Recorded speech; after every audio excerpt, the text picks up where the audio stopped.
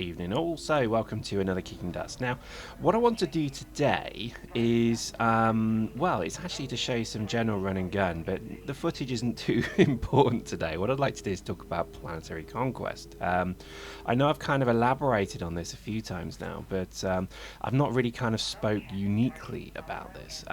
Maybe let me share some thoughts. And the reason being is because I think a lot of our people on our corp, which is, I think we're over 400 now, so keep applying. Love you guys, love you all. I want to give you hugs as much as I can. But I think what we're trying to do is maybe understand the mechanics behind it. Now, look, I've played E for 10 years, and I've seen all the different mechanics behind, you know, deep space ownership and all of the player kind of built empire mechanics. I've been part of at some point, so let me maybe kind of get some group think going, because what I really like the idea of is firstly the ability to control districts. That is awesome. That is utterly fantastic, and I think that's going to be, you know, it's at the beginning of building yourself a little merc home with a log cabin and a fire and a merc wife and merc kids and all that. And I think really this is part of the game that CCP do really well, which is they give the player the power to build their own, well, empire really. So Eve has always been a tricky thing here, because in Eve you have basically deep space, you have low security space as well, but the reality is most empires are built in deep space, where you can actually plant your flag and wave it, look, you know, illustriously. But that's pretty much where I think Dust is going to go. Now it depends, because districts will obviously be in low security space. They will also be still probably an empire, so I'm not too sure how much of the district you'll be able to claim. That is an assumption straight off the bat, because maybe you will be in deep space, but I doubt it to begin with.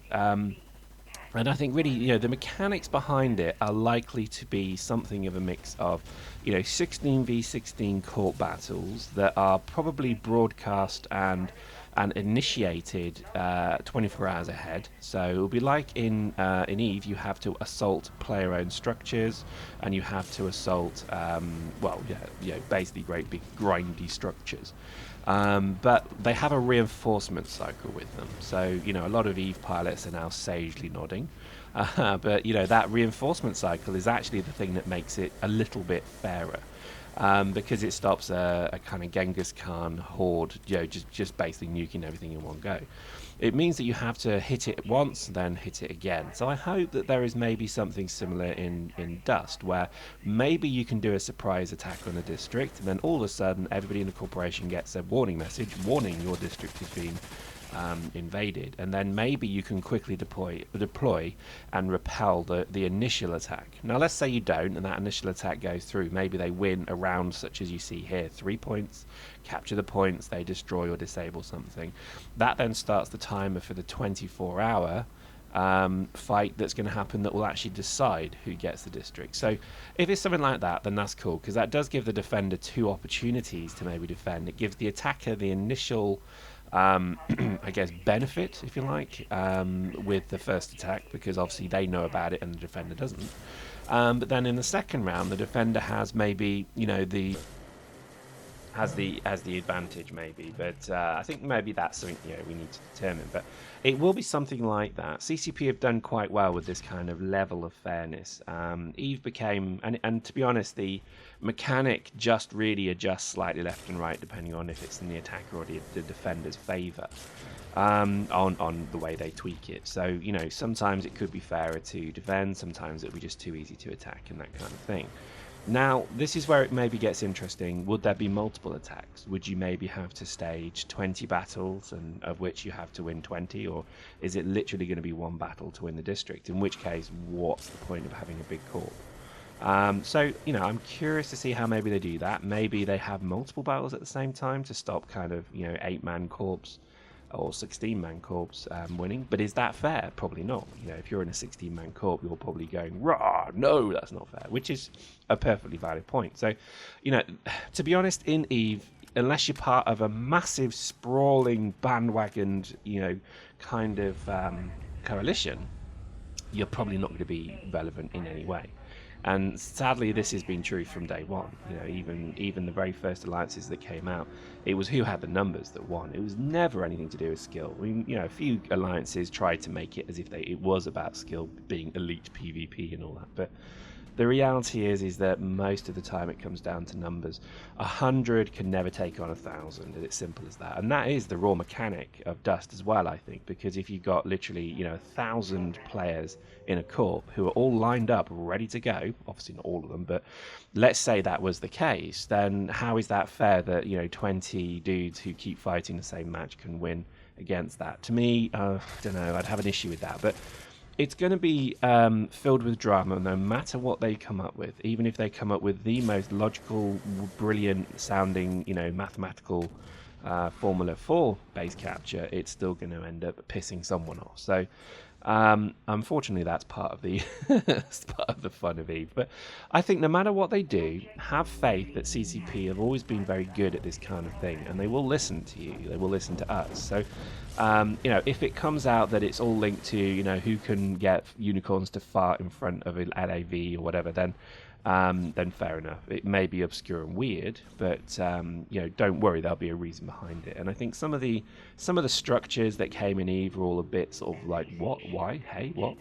But they made sense after time. After you become comfortable with the mechanic and you understand what CCP are trying to do, it made full sense, in fact. So, you know, don't be too surprised if this is something that comes out and it's just broken as balls. It may be something that just requires a bit of time as well. So have some faith. I think in terms of also how the mechanics are going to work, again, if you own a district, you will earn clones, and I think you're going to start to see, you know, here for example we've got 106 clones left.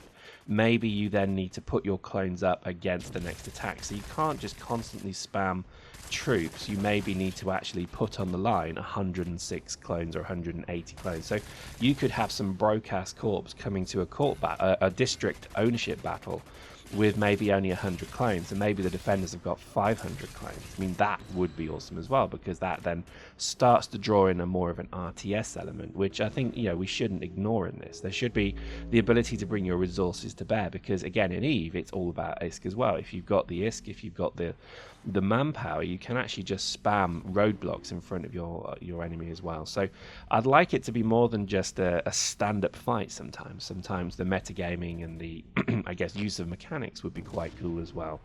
But you have to be so careful with that, because you're just going to get players who dominate and own, like, you know, as many districts as they can. I mean, in fact, that's a really good point. How are they going to limit the district ownership? Because there is a likelihood that some of the top corps in the game will just own everything after a faction, and to be honest, there is no quicker way to kill your game if you do that. So I'm curious to see if you maybe need a skill. So, you know, your CEO needs a planetary district ownership skill, and maybe the maximum that a corp can own, or an alliance or something, maybe is limited. But again, that's a bit boring, isn't it? Nobody really wants to be limited. In EVE, there is no limit. It's just the fact that there are always opponents. But to be honest, if there was the requirement to have a land grab for everything, there probably would be, you know, a single entity owning everything in EVE right now.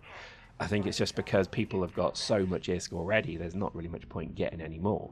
And that again is an interesting thing in Dust, because the economy in Dust is slightly different. So you're going to have maybe a group of players who are quite willing to do some grand jihad across the whole of the universe to get every district, in which case then you're going to have a lot of people who are a bit annoyed. So it's going to be interesting. I think it'll be interesting also to see how maybe the coalitions you know, interfere with this planetary piece, because obviously we could do it on their behalf.